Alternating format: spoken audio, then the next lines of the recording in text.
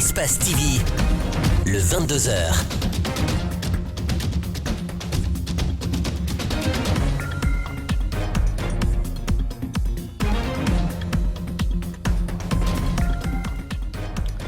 Mesdames et messieurs, bonsoir. Merci de nous préférer. Bienvenue dans cette édition d'information. Donc voici les principales articulations. Ce 3 mai marque la journée mondiale de la liberté de la presse, pas d'événement, mais une déclaration du ministre de l'Information et de la Communication, Amara Sompari, a rendu hommage aux journalistes violentés dans l'exercice de leur métier et a promis de redoubler d'efforts pour leur protection. Les opérateurs culturels s'étouffent et sont très affectés par l'arrêt des activités culturelles pour cause de Covid-19. Ils invitent donc les autorités à revoir la décision d'interdiction de toute prestation. Dans la rubrique Notre angle de la rédaction, nous vous amenons dans la préfecture de Guékédou. Vous le savez bien, cette ville a fait l'objet d'agressions rebelles en l'an 2000. Plus de 20 ans après cette attaque, comment se portent les activités économiques dans cette préfecture? Vous suivrez la réaction des citoyens au grand marché de la dite préfecture. C'est tout pour les titres. Le développement, c'est dans un court instant. Pour une fois encore, bonsoir. Merci de nous rejoindre dans cette édition d'information. Si c'est maintenant, vous vous installez devant votre lucarne joyeuse. L'humanité célèbre ce 3 mai la journée mondiale de la liberté de la presse en Guinée. L'événement n'a pas eu lieu en raison du Covid. Néanmoins, le ministre de l'Information et de la Communication a fait une déclaration dans laquelle il a rendu un hommage aux journalistes agressés dans l'exercice de leur métier. Amara Sompari les a également appelés à respecter l'éthique et la déontologie du métier, puis a promis de redoubler d'efforts pour les protéger. Justin Leno, Abou Koria Kourma. Le journaliste occupe une place essentielle dans l'exercice de la liberté de la presse, qui est un indicateur de la vitalité démocratique. L'information comme bien public, c'est le thème retenu cette année par l'UNESCO pour célébrer la Journée mondiale de la liberté de la presse. Une journée d'analyse et de réflexion pour attirer l'attention des gouvernements sur leur engagement en faveur de la promotion des valeurs qui fondent la liberté de rechercher, collecter, traiter, diffuser par l'écrit, la parole, l'image ou tout autre moyen d'informer ou de communiquer. L'humanité célèbre ce 3 mai la Journée internationale de la liberté de la presse, déclarée par les Nations Unies en 1993, conformément à une recommandation de la Conférence générale de l'UNESCO. La célébration de cette journée vise à promouvoir les initiatives pour la vulgarisation et le respect de la liberté de la presse à travers le monde. Dans l'exercice de leur métier, les journalistes sont exposés aux restrictions. En Guinée, la disparition miraculeuse de Chérif Diallo du groupe Adafo Média le 23 juin 2015, l'assassinat de Mohamed Koula Diallo au siège de l'UFDG le 5 février 2016 et l'incarcération récente d'Abdoulaye Sadioba ainsi que le doyen Djildé Diallo en sont des illustrations. Amara Sompari, ministre de l'Information et de la Communication, regrette. La célébration de cette journée se donne pour objectif de jeter un regard sur la vie des médias qui sont les plus exposés aux restrictions et autres formes de violation de la liberté de la presse. Ils connaissent de nombreuses contraintes matérielles, financières ou de ressources humaines. L'espace médiatique guinéen compte aujourd'hui plus de 200 titres de journaux et de sites d'information. Une cinquantaine de radios privées, 6 télévisions privées qui s'ajoutent à 35 stations de radio rurales, publiques et les stations de la radiodiffusion télévision nationale. Pour Amara Sompari, les réformes sont en train d'être opérées. La Journée mondiale de la liberté de la presse a été institutionnalisée en 1991 par l'UNESCO. Amara Sompari a terminé sa déclaration en demandant à l'ensemble des hommes des médias de respecter l'éthique et la déontologie journalistique. Restons toujours dans le même cadre. La Journée internationale de la liberté de presse ne sera pas officiellement célébrée en Guinée selon le ministre de la Communication et de l'Information. Ce report est dû au taux élevé des cas de Covid-19 enregistrés dans le pays ces derniers temps. À l'occasion donc de cette journée, il rassure que des dispositions seront prises pour permettre aux journalistes d'exercer librement leur métier. José Santos Bilvogui, Ibrahima Souri Camara pour plus de détails. Prévue pour ce lundi 3 mai dans un réceptif hôtelier de la place, la journée dédiée aux hommes de médias ne sera pas célébrée officiellement en Guinée cette année. Cette décision s'explique par la résurgence des cas de Covid, explique le ministre Amara Somparé. Comme nous nous apprêtons peut-être à prendre des mesures un peu plus restrictives pour essayer d'entraver la marche de la maladie, il fallait, en tant que responsables que nous sommes, montrer l'exemple en commençant par renoncer à nos propres activités avant de demander à nos concitoyens de devoir renoncer aux leurs. Cependant, selon des sources, le report de cette célébration serait dû au fait que la fête du travail prévue le 1er mai n'a pu être célébrée le samedi. Donc pour certains observateurs, c'est une manière pour le gouvernement d'éviter des revendications syndicales et surtout d'être taxé de faire du 2 poids 2 mesures. Une thèse qu'il balaie d'un revers de main. Non, ça n'a pas du tout de relation avec ça. Comme je vous l'ai dit, on ne parle pas des mêmes célébrations. Le 1er mai, c'est la fête du travail, donc c'est les unions syndicales qui se rassemblent pour célébrer cette fête. Les problématiques liées à la pratique du journalisme en Guinée, sur les efforts et attentes des journalistes pour l'amélioration des conditions de vie et de travail, les avancées et les faiblesses du secteur ont aussi été évoquées par le ministre. Le principal axe sur lequel le ministère peut intervenir, c'est d'essayer de revisiter le cadre peut-être légal qui encadre votre profession. Donc voilà en tout cas un des axes majeurs sur lesquels le ministère souhaiterait intervenir pour s'assurer que les journalistes guinéens, qu'ils soient du secteur privé ou en tout cas du secteur public, travaillent dans des conditions adéquates. Quant à l'incarcération des journalistes Amadou Youdé Diallo et Sadio Ba, depuis plusieurs semaines à la maison centrale, le premier responsable du département de la communication et de l'information a fait savoir. Une détention provisoire ou une garde à vue peut être menée à l'encontre des hommes de presse. Encore une fois, personnellement, je ne l'encourage pas, je ne le souhaite pas et je le condamne. La journée mondiale de la liberté de la presse est aussi une journée d'analyse et de rétrospection. Elle permet d'apprécier les acquis, mais aussi évaluer le travail de cette corporation durant l'année écoulée. En Guinée, les conditions de vie et de travail des journalistes restent précaires, même si on constate une petite évolution dans l'espace médiatique à propos de la pluralité des titres, mais pas de pluralisme d'opinion qui reste relatif. Nos reporters Fatoumata Bintabari et Djibril Kabak Kamara ont tendu leur micro à quelques journalistes. Suivez leur reportage.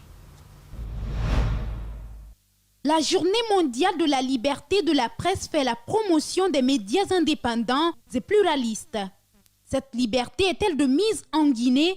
S'il n'y avait pas de liberté de presse, est-ce que vous seriez venu m'interviewer aujourd'hui? Non, ce n'est pas possible. Donc oui, il y a quelquefois des plaintes non fondées sur des journalistes, mais il y a aussi des plaintes bien fondées qu'on fait par rapport à des journalistes qui ne respectent pas la déontologie du métier. Bien qu'elle existe en Guinée, les embûches au droit du public à l'information sont énormes. On n'évalue pas la liberté de la presse dans un pays que par l'envoi des journalistes en prison. Mais moi, j'ai dit, au-delà du fait d'envoyer les journalistes en prison, il y a le contexte dans lequel les journalistes travaillent. Alors, si nous devons regarder ce contexte, que ce soit un contexte politique, économique et social, est-ce qu'en Guinée, ce contexte il est réel? Est-ce que ce contexte permet l'exercice réel du métier du journalisme? J'ai dit non. Cela n'exclut pas les différentes arrestations, les disparitions et les morts subites des journalistes dans l'exercice de leurs fonctions. Le 3 mai est également une journée d'autocritique pour les professionnels des médias. Il suffit d'écouter les radios, les émissions interactives pour entendre tout ce qu'on veut ou tout ce qu'on ne veut pas. On va parfois dans tous les sens. L'éthique et la déontologie ne sont pas forcément respectées. Malgré les avancées dans le monde médiatique, certains journalistes vivent dans une précarité sans précédent. Il y a des journalistes aujourd'hui qui n'ont même pas le SMIC, qui ne sont même pas payés. Il y en a qui ont passé des années en étant stagiaires. Et quand vous allez les matériels de travail dans une station radio, il n'y a qu'un seul ordinateur pour combien de journalistes? Les syndicats de la presse privée s'évertuent à mettre fin à cette injustice dont souffrent ces hommes de médias. Nous avons mis en place une commission pour pouvoir mettre en place cette convention, mais après nous nous sommes bloqués au niveau du tableau salarial et ça fait que jusqu'à présent les choses ne bougent pas de ce côté. Donc les patrons de presse estiment que nous demandons beaucoup trop pour les journalistes, alors que nous leur avons demandé d'aller un peu au-delà du SMIC qui est 440 000. Le journalisme est un métier noble, dit-on. Donc, il demande créativité, objectivité et professionnalisme. Pour ce faire, la formation continue des journalistes dans les différentes rédactions reste primordiale.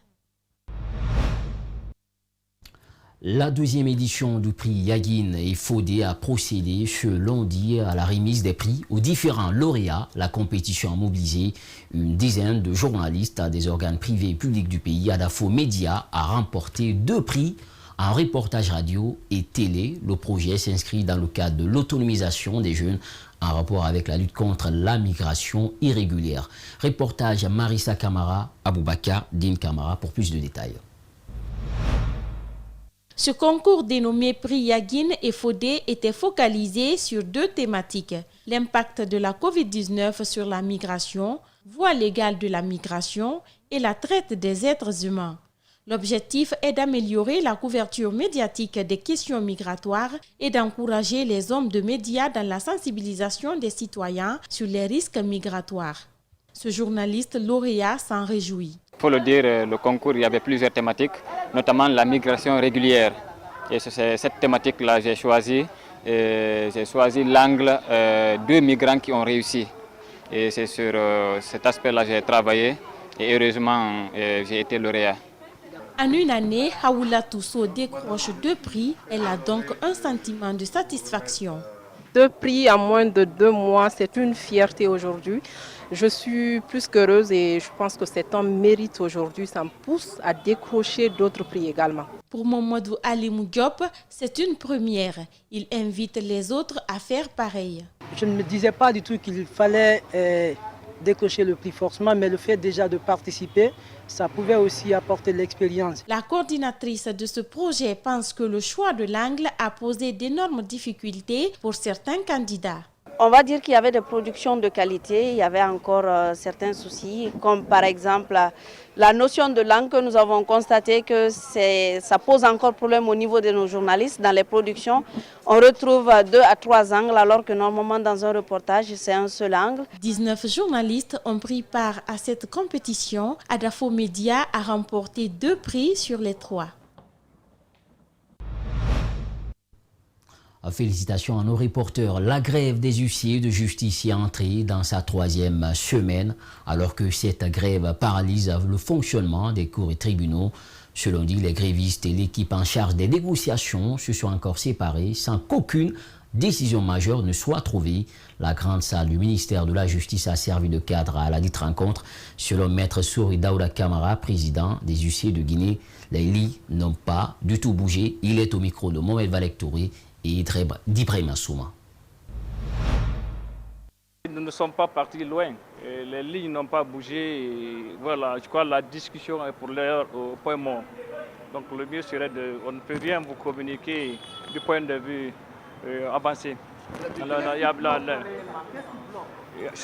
Nous sommes désaccords sur les différents points, justement, tel que le premier point concernant la suppression de la réquisition. Là, la seule question n'a pas été tranchée aujourd'hui. La grève continue. Pendant que la discussion se poursuit, la grève continue. Les opérateurs culturels attirent l'attention sur les conditions de vie en cette période de Covid-19. Ils sont interdits de toute prestation d'événements ou de spectacles grand public. L'heure n'est plus au silence. Les opérateurs culturels invitent donc les autorités à penser à leur situation pour une reprise des activités. Alcine Bari, Abdoulaye Kamara commente ces images. Visiblement, le Covid choisit désormais ses activités en Guinée. Au stade du 28 septembre ce dimanche, lors du match ASK Horoya, les mesures barrières sont foulées au sol. Il y a quelques jours, se tenait à Conakry l'événement 72 heures du livre. Si quelques précautions étaient prises, les salles étaient tout de même archi-combles.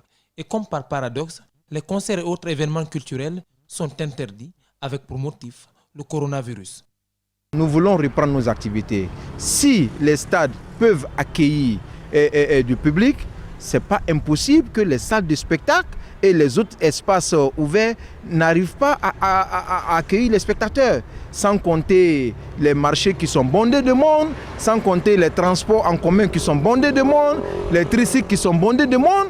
Pour le président de la Fédération des entreprises culturelles et économiques de Guinée, ces différents événements représentent une opportunité pour le secteur culturel de notre pays. C'est une preuve éloquente qui démontre qu'il est possible donc d'organiser des événements avec du public, donc d'organiser également des spectacles.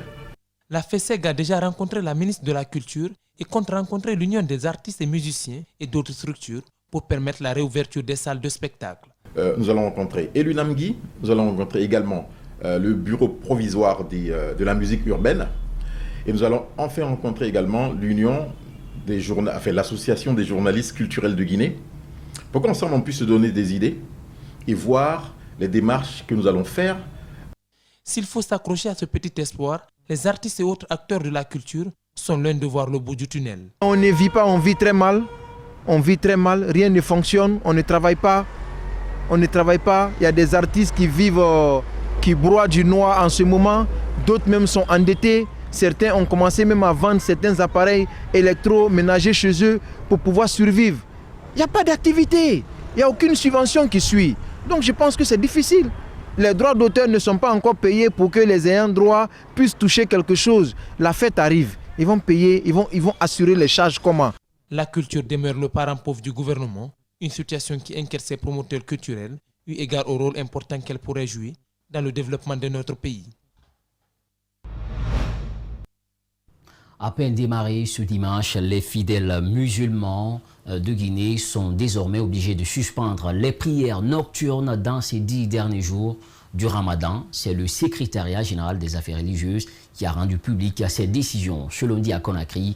Selon lui, la situation actuelle de la crise sanitaire expliquerait d'ailleurs cette suspension.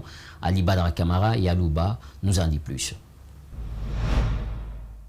Comme en 2020, les fidèles musulmans du pays n'achèveront pas le Ramadan dans les conditions souhaitées.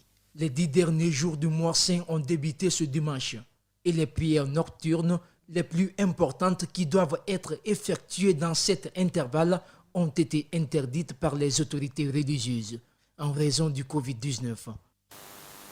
Il y a eu l'échange entre les chefs religieux et les professionnels de la santé. On a vu jugement pour maîtriser et freiner et barrer la route devant cette pandémie, de suspendre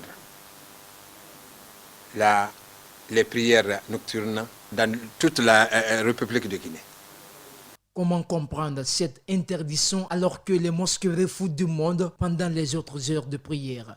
Sur la question, Aliza Malbangoura tente de convaincre. C'est une question du temps. Le temps que les fidèles font à la mosquée pendant les prières de Tarawih, c'est géré. Mais pour les autres, les prières nocturnes, c'est jusqu'à Fajr, à 4 heures du matin. Alors la durée là, ça va jouer sur la propagation de cette pandémie dans la société. Chez les fidèles musulmans, les interrogations sont entières. Pourquoi interdire ces prières nocturnes alors que les marchés et stades de football font le plein en cette période de crise sanitaire?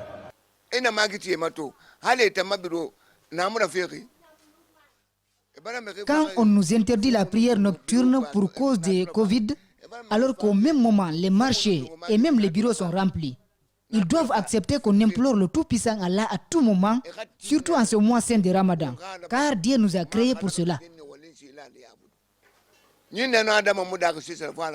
Cet imam demande aux autorités de Conakry de revoir cette décision, ce pour leur permettre de tenir ces prières dans les mosquées en ce mois saint de Ramadan.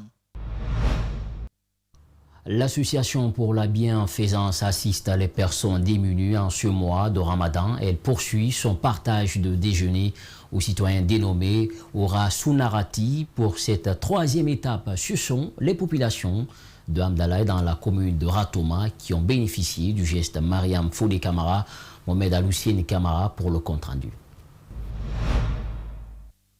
L'association Bienfaisance auprès des fidèles musulmans en ce mois saint de Ramadan. À Hamdallah et ce dimanche, des vivres ont été distribués aux citoyens. Le peu qu'on gagne, c'est ce qu'on fait. Aujourd'hui, vous avez vu, on a fait 8 marmites. C'est parce qu'on a eu des gens qui nous ont poussés, qui nous ont donné des coups de main. Des femmes et des artistes se sont fortement mobilisés pour donner un éclat particulier à la cérémonie de l'aumône appelée Orasun Narati. Pour moi, c'est une très belle initiative de pouvoir aider les plus démunis. Et puis, ça se passe dans les quartiers les plus défavorisés de Conakry. C'est une très belle initiative en espérant qu'il y aura beaucoup de soutien. Indépendamment de notre volonté, c'est des choses que nous faisons. Mais si on fait comprendre à la société que c'est des choses que nous sommes censés faire, je pense que c'est important, c'est ce que ABF est en train de faire. C'est tellement noble que je ne saurais même pas combien de fois vous le signifiez en fait. Alors, ce que je vais faire ici, je le fais entre moi et Dieu. Je sais que j'aurai ma part de bénédiction dans la chose. Le président de l'association pour la bienfaisance invite les bonnes volontés à accompagner cette initiative. Vu que les artistes sont des leaders, les jeunes ont su les artistes aujourd'hui. Donc pour faire passer les messages, on appelle aux artistes parce que nous, on fait l'éducation, ABF, on fait l'éducation. On veut que les jeunes s'engagent. On demande encore de nous pousser, de nous aider pour pouvoir donner la force à cette initiative noble. Le peu que l'on donne peut faire le bonheur des autres, tel est le slogan de l'association pour la bienfaisance ABF. Fin ce dimanche du pèlerinage annuel chrétien de Bofa, 4 jours durant lesquels les fidèles chrétiens catholiques ont passé des moments de prière et de louange sur les traces des premiers missionnaires venus évangéliser le pays. La messe de clôture a été présidée par l'archevêque de Conakry en présence de quelques membres du gouvernement et des autorités préfectorales de Bofa. André Moussimilimono, Bernard Koundono étaient nos envoyés spéciaux à Bofa. Suivez. C'est par cette messe présidée par Monseigneur Vincent Koulibaly que ce pèlerinage national 2021 est arrivé à terme. L'archevêque de Conakry a dans son homélie rendu un vibrant hommage au père Arcel Mel, missionnaire catholique mort et enterré à Bofa, avant d'exhorter les chrétiens à la culture de l'amour fraternel. Pour le chrétien, vivre dans l'amour, c'est imiter Jésus qui nous a dit « Je vous donne un commandement nouveau, c'est de vous aimer les uns les autres. » Puis, il a ajouté, pour éviter toute confusion, « Aimez-vous les uns les autres comme je vous ai aimé. » Poursuivant, le chef de l'Église catholique de Guinée a mis l'accent sur la nécessité de maintenir la paix dans le pays. La paix et la quiétude sociale entre Guinéens, gage de tout développement. Aucun père n'est heureux quand il voit ses enfants se battre. Et Dieu aussi, qui est notre Père, n'est pas heureux. Il souffre quand il voit que ses enfants s'affrontent, s'entre-déchirent. Car le grand désir de Dieu, c'est de nous voir nous accueillir, fraterniser ensemble. C'est le grand désir de Dieu. Ce pèlerinage s'est tenu cette année dans un contexte particulier à cause de la crise sanitaire liée au Covid-19.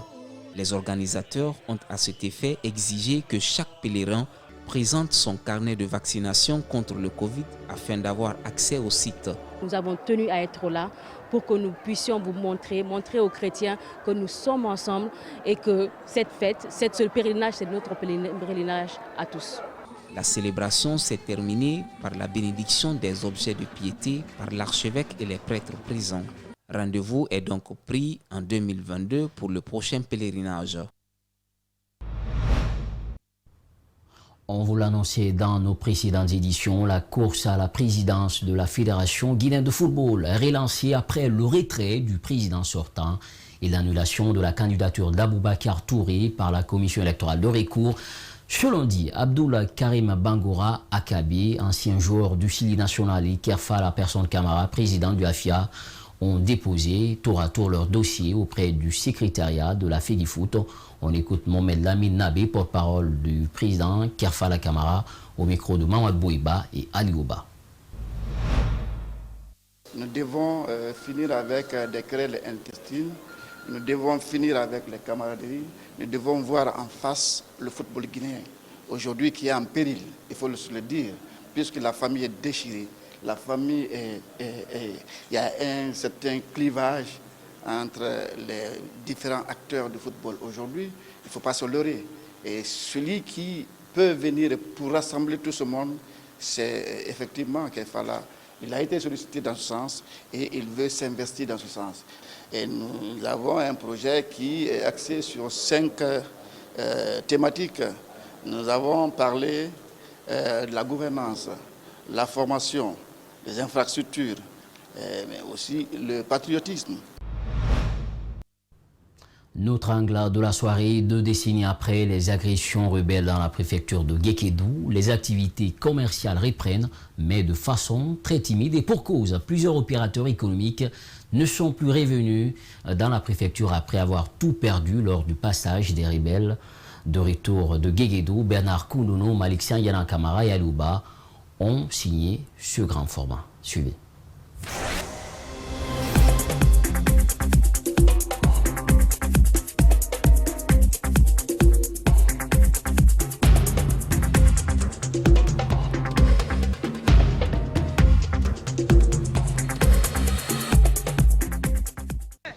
L'agression rebelle du 6 décembre 2000 a freiné les activités économiques de la ville de Guékédou. Autrefois qualifié de marché sous-régional à cause de la participation des commerçants de certains pays de la sous-région dans son marché, Guékédou a perdu cette image après le passage de l'ennemi. Guékédou était doux avant. Dans les temps, on pouvait venir au marché sans marchandises et on aidait les grossistes à écouler leurs marchandises. Nos clients étaient des Léonais et des Libériens. Ça nous aidait vraiment, mais actuellement, ça ne se fait plus. Les Libériens et les Léonais ne viennent plus au marché. Le marché est très dur actuellement.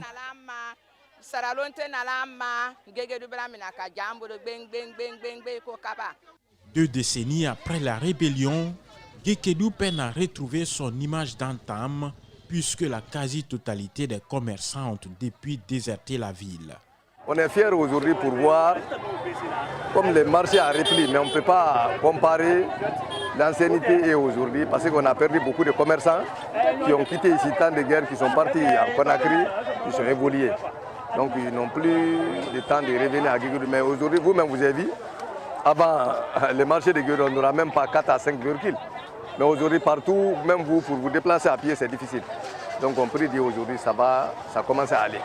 Il est 11h au grand marché de la commune urbaine, le plus grand centre de négoce de la préfecture.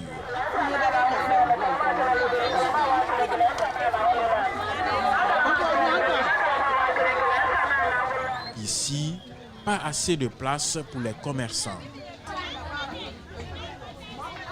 Là où nous sommes là, ce n'est pas bon pour nous-mêmes. Pour la sécurité de nos vies même, ce n'est pas bon. Regardez, nous sommes assis sur le goudron et on nous dit que le marché a été construit, ça fait plus de 3 mois. On nous avait donné un délai de 3 mois.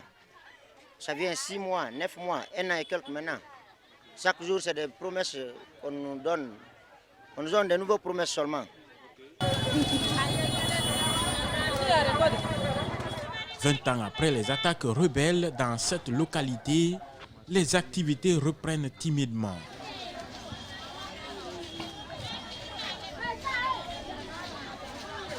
Ces femmes peinent à écouler leurs marchandises à cause de la rareté de la clientèle, affirme-t-elle.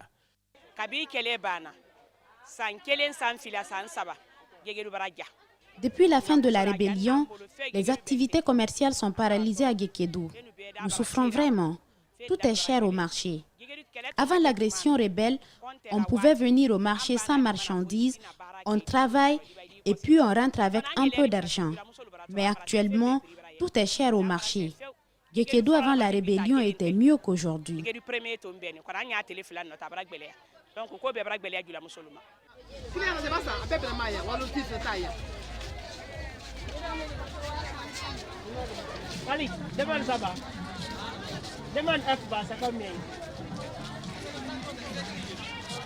Autre facteur qui paralyse les activités économiques dans la ville de Kendenan-Dembadounou est le manque cruel d'infrastructures routières. On a eu un peu de goudron où nous sommes. Bon, ils sont en train de travailler à l'intérieur, partout, les machines en train de crier. On a vu vraiment ça marche. Seulement entre les 18 km de Guéguédou et à 35 km de Guéguédou, ça nous a fatigués, hein, il faut se dire la vérité. Kishidougou, Guéguédou, il y a 18 km entre Guéguédou et Kishidougou. Ça fait plus de 3 ans, mon frère. On entend les bruits des machines, mais rien à signaler, il faut se dire la vérité. L'agression rebelle des années 2000 aux frontières du sud de la Guinée a endeuillé plusieurs familles, notamment à Guékédou. Dans la préfecture, les habitants ignorent jusque-là l'origine et l'objectif visé par ces ravisseurs qui ont tout détruit à leur passage. Voilà, c'est la fin de cette édition d'information. Merci à toutes et à tous pour l'attention. Portez-vous bien, que vous soyez surtout restés avec Espace TV car le meilleur reste à venir. Nous remercions ceux qui étaient au niveau de la régie, Lamine Sidibé, notre réalisateur du jour, Bernard Koundounou. On n'oublie pas également Cheikh Koumar Kaba qui était avec nous au niveau de la régie. Au revoir, on se retrouve demain, Inch'Allah.